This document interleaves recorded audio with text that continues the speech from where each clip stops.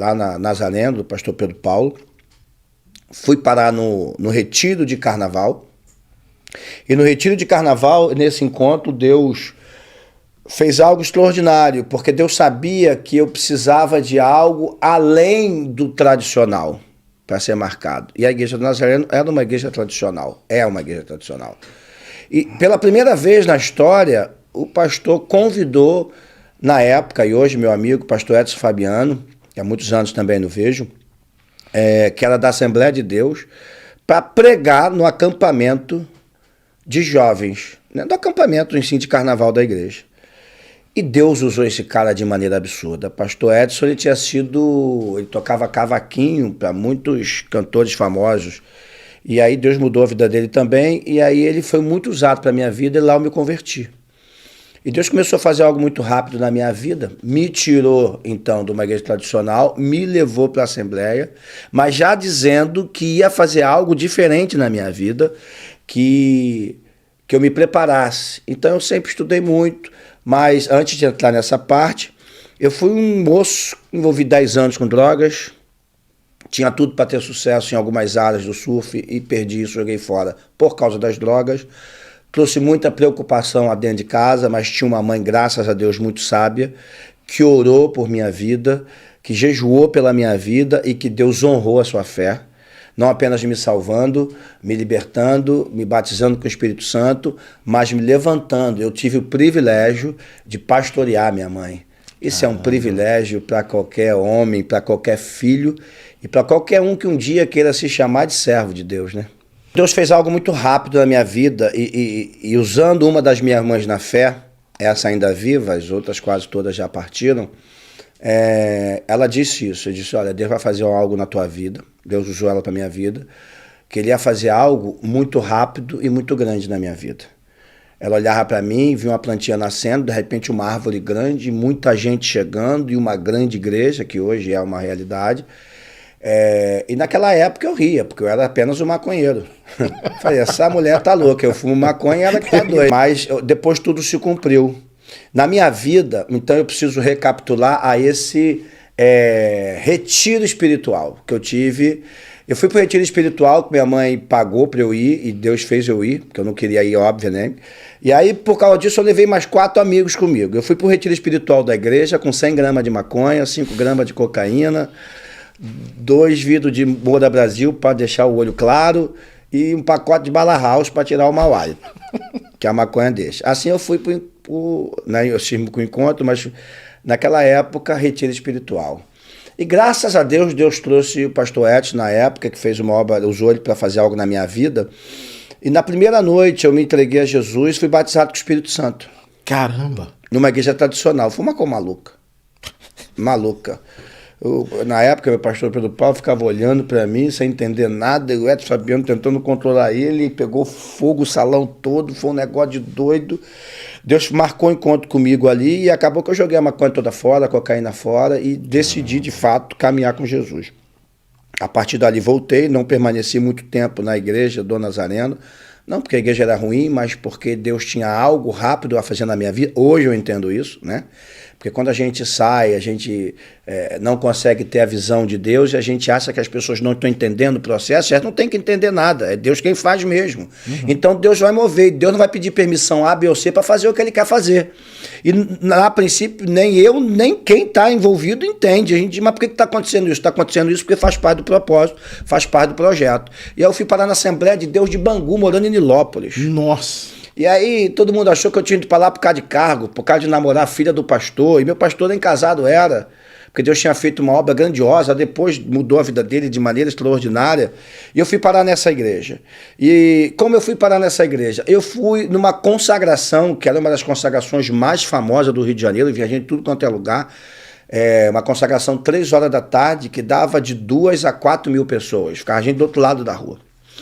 E aí eu fiquei na galeria, né? Subiu eu, um amigo meu que eu tinha ganhado para Jesus, e aí fomos, mas eu ainda assim novo, convertido. E aí, do nada, aquele pastor Rubens Aquino, já saudoso, falecido, ele olhou para mim e disse, ei, você vai pregar a palavra hoje.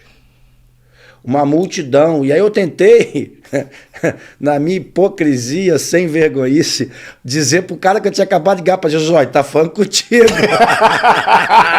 Bicho covarde, né, cara? Vai lá, que é tudo.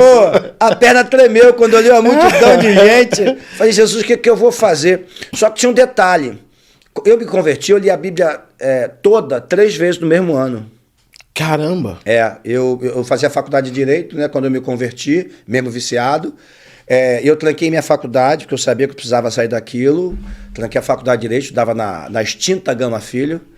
E então fui me dedicar à palavra de Deus. Né? Meu pai quis me matar. Meu pai me chamou de tudo quanto é nome, que não é lícito falar aqui, né? Eu dormia com porta trancada, que meu pai falava, eu não tô aqui para criar filho, né? E xingava.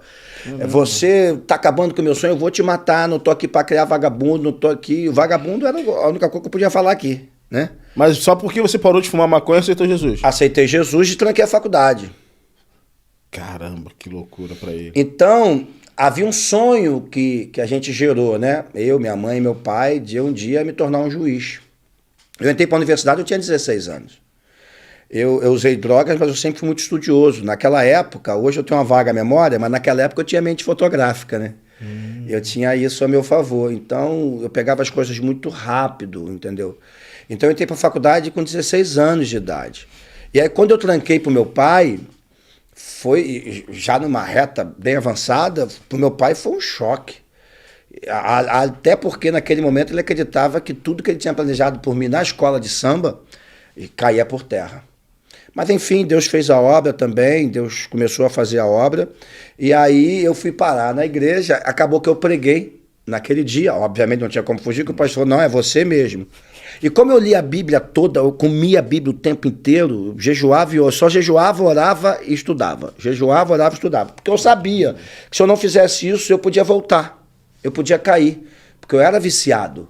Na época todo mundo dizia, eu paro quando quiser. Para nada, viciado não para, viciado não tem controle, viciado é dominado. Então eu sabia, primeira semana eu tive crise de abstinência. Nossa. Eu me empolei todo, eu tive febre, eu suava frio, mas eu falei com a minha mãe, não deixa eu sair daqui. E Bíblia, jejum, oração, e aí passei essa fase. Bom, chegamos então à Assembleia de Deus, Ministério Creia, Rua da Chita, a minha mensagem. Eu fui pregar. E lá eu comecei a descobrir que o Espírito Santo é extraordinário. Porque quando eu fui pregar, Deus me usou de maneira extraordinária num versículo bíblico de Deuteronômio 1:8, que eu nunca vou esquecer.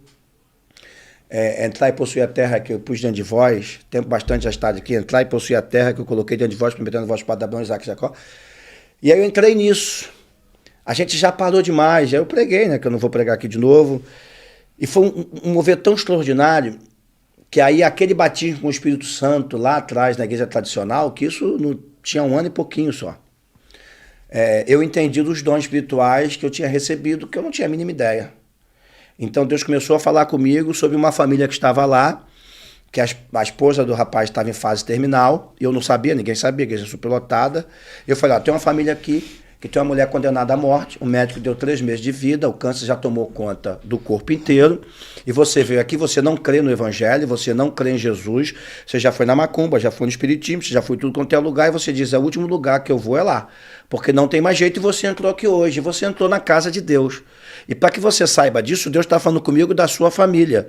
Eu não sei quem vocês são, mas eu quero saber quem vocês são agora. Naquele momento, o pastor Rubens, que não me conhecia, deve ter se arrependido. O que eu fiz chamar esse menino? Esse menino está acabando com o meu culto, porque se essa família não estiver aqui, vai ser uma chacota Acabou. Só. E a família não se apresentava. E ele ficava me olhando assim, e eu olhando para ele. Gente, eu estou chamando a família aqui, presta atenção, querido. É uma chamada de cura. Sua esposa não vai ser aqui exposta, sua esposa vai ser curada agora. Quando eu falei isso, ele levantou. E era um senhor de 50 e poucos anos de idade naquela época, português, grandão, levantou. Quando ele levantou, ele disse, a família é minha. A família estava sentada toda na mesma cadeira. E ele deixou a cadeira de roda, que a esposa dele não andava mais dentro do carro. Ele veio com ela no colo. Só que ninguém nem percebeu. E aí ele pegou a esposa no colo e levantou, essa aqui é minha esposa. Quando ele levantou a esposa era pele e osso. Eu falei, vem aqui a família toda agora, porque chegou a hora da cura. Quando veio a família toda, todos se entregaram a Jesus. Esse cara era um cara bem rico em Campo Grande. Eu não sabia, fui saber isso depois. E aí sentamos a esposa dele na cadeira, e aí eu orei, ministramos sobre ela, e ela foi curada. Na hora, ela começou a vomitar, e saiu um monte de placa. E aí, como Deus tinha dito, estava dizendo que estava curada, eu falei, você está curada agora a partir de hoje para a glória de Deus. E nesse momento, ele disse, então, está aqui um desafio, se minha esposa estiver curada. Eu tenho um salão de festa no centro de Campo Grande, esse salão de festa vai virar igreja. Eu vou dar para o senhor pastorear. Eu falei, não sou nem da igreja, não sou pastor não, sou novo convertido. Cheguei agora. É ele o dono da igreja. Então ele virou e falou assim, então o senhor vai pegar tudo, beleza. Nisso, ele levou, foi fazer os exames todos, a esposa dele ficou curada. Em 3 meses a esposa dele estava andando de novo, bonita, cabelo já começou a crescer, estava linda, a família feliz. E aí o pastor me convidou para ir para a igreja dele, que eu estava visitando. E eu fiz parte dessa igreja, ele pegou o salão de festa, montou a igreja, e eu comecei a ir lá ajudar. Quando eu comecei a ir lá ajudar, ele me chamou e disse, ô irmão Luciano, vou te consagrar presbítero. Eu falei, não me consagra não, tá maluco? Eu sou novo convertido. Que negócio de presbítero, rapaz, tá maluco? Eu tô estudando Bíblia, não vou virar presbítero. Deus mandou. Quando falar Deus mandou, Não dá pra bater de frente. Se Deus mandou, Mandou. Virei presbítero. Eu era um novo Quanto convertido. tempo? Um ano e meio? 2 mais anos? Um pouquinho agora. Já devia ter uns 2 anos. 2 anos e pouquinho. Caramba. Virei o presbítero e assumi a igreja.